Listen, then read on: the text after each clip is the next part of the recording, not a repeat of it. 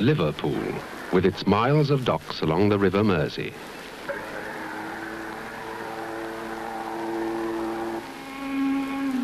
In this great centre of commerce and trade, two new cathedrals are rising above the city's skyline. The Anglican cathedral is traditional in form and style and is being built of stone.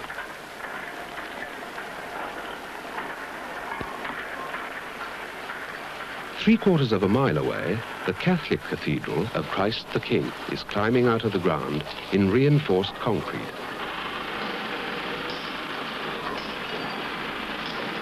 The architect is Frederick Gibbard, expert on town planning and the designer of London Airport.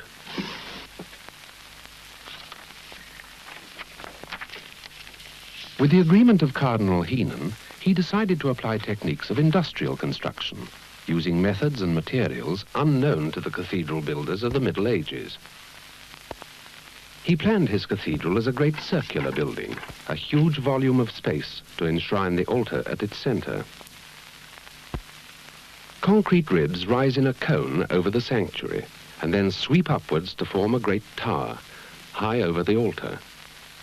It is to be made of concrete and coloured glass, its 16 sides becoming windows to light the sanctuary below. Two artists, John Piper and Patrick Reyntiens, were commissioned to design and make them. John Piper was born in 1903. At the age of 12, he was sketching stained glass windows in the churches round his home. Trained for the law, he gave it up to become an art student when he was 25. His work ranges widely, from paintings in oils and watercolour to making lithographs and collage and designing sets and costumes for opera and the ballet.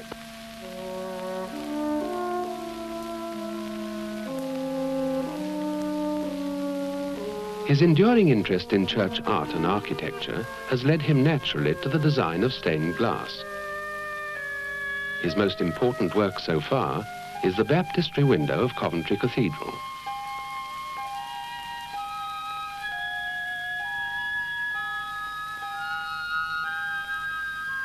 The window was made by Patrick Reyntiens.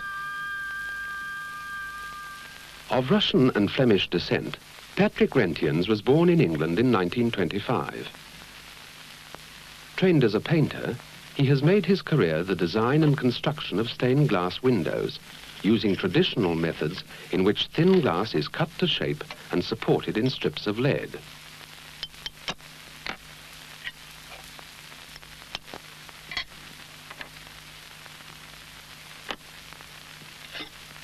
But the Liverpool windows were not to be made in this way. Gibbard had designed the tower as a solid and unified structure, which called for thick glass and reinforced concrete.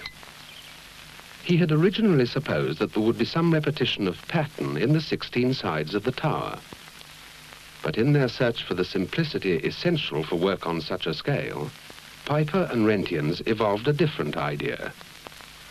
3 great areas of coloured light, a trinity of blue, yellow and red.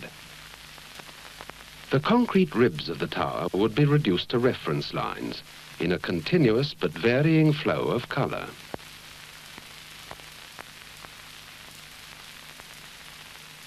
Gibbard and James Lowe, his consultant engineer, considered the implications. They had expected the sides of the tower to be made of reinforced concrete, inlaid with thick glass.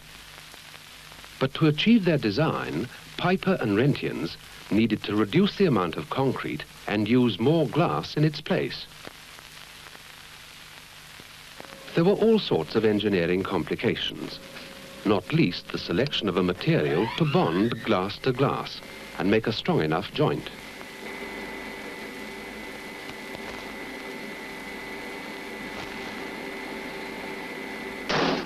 The material finally chosen was an industrial epoxy resin.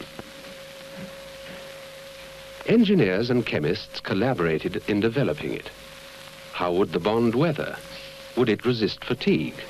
Would it last as long as the cathedral itself?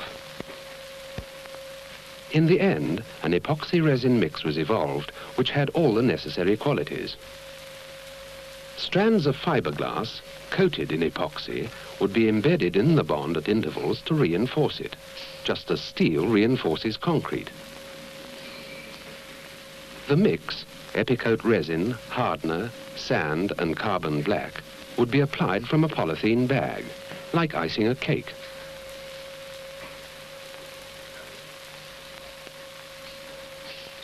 At last, everyone was satisfied. Engineers and technicians, artists and craftsmen had been in touch with each other for many months. Now the work could begin of selecting the colours.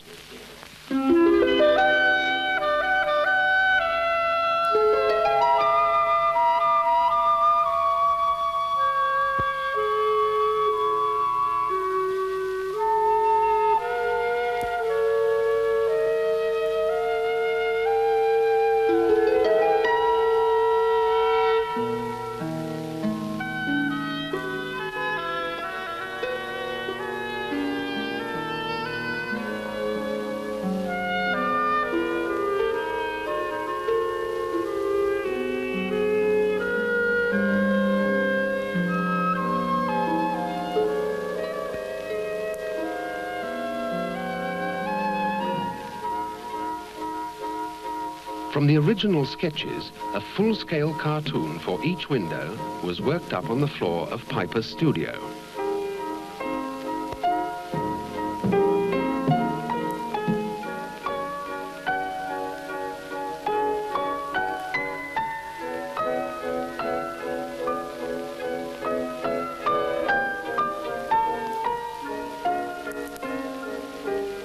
Paint on paper can never produce the effect of light coming through coloured glass.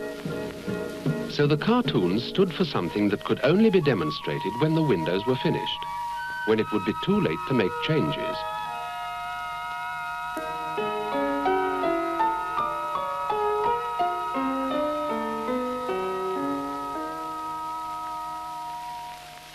The final relation between the blue, the yellow and the red was a matter for the intuitive imagination of the artists alone.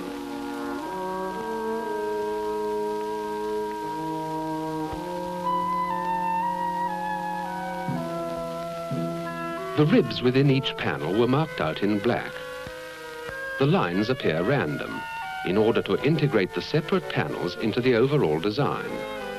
But the ribs must also form a framework to support the glass and enable it to resist a hurricane.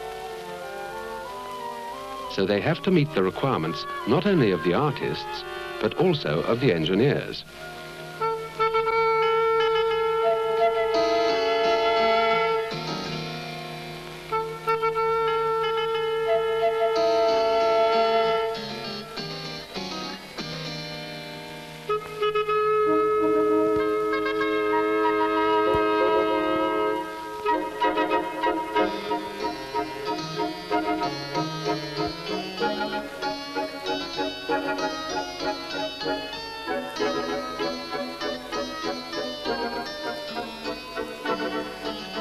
The understanding between artists and engineers was so good that the occasions were few when a line had to be moved or added.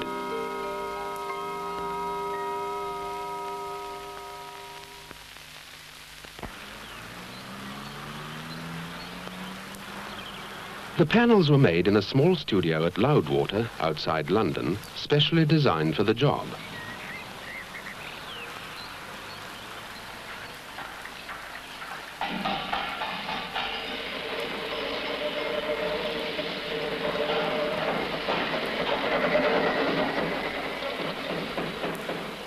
It was equipped with tables on which the panels could be cast and glazed. All the panels were 12 feet wide, but they varied in height from 6 to 10 feet. The glass itself was 1 inch thick.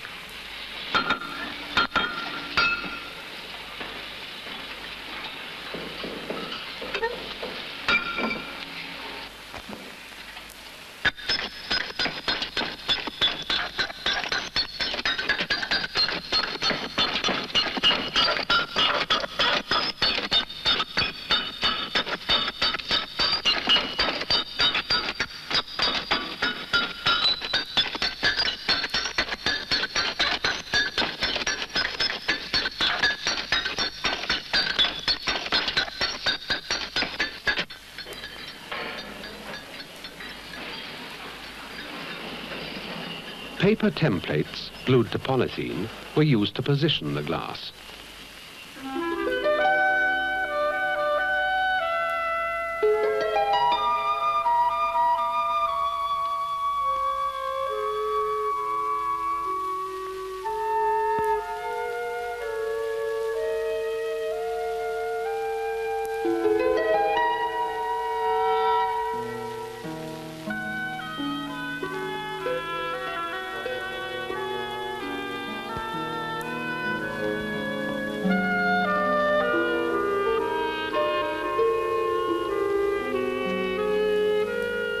When all the pieces were in place, the first layer of epoxy resin mix was squeezed out between them.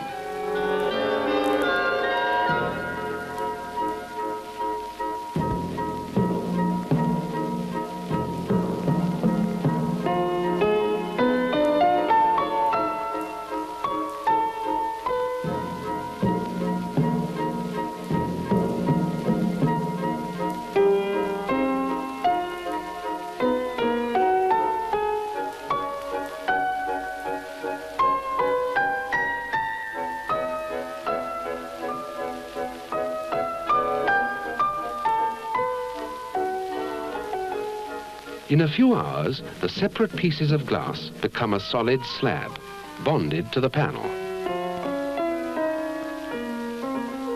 As each panel was cleaned and lifted, the polystyrene blocks used to support the glass while it set were pulled away.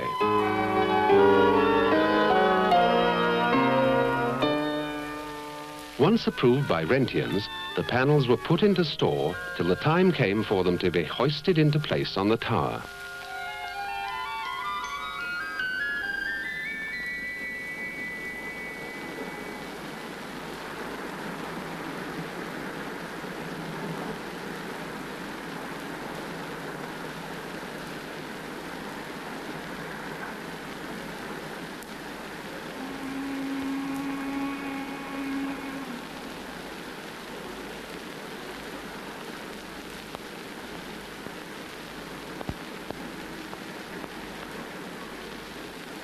This is the largest commission for stained glass in the history of the church, accomplished by the coming together of architect and artists, engineers, technologists and craftsmen.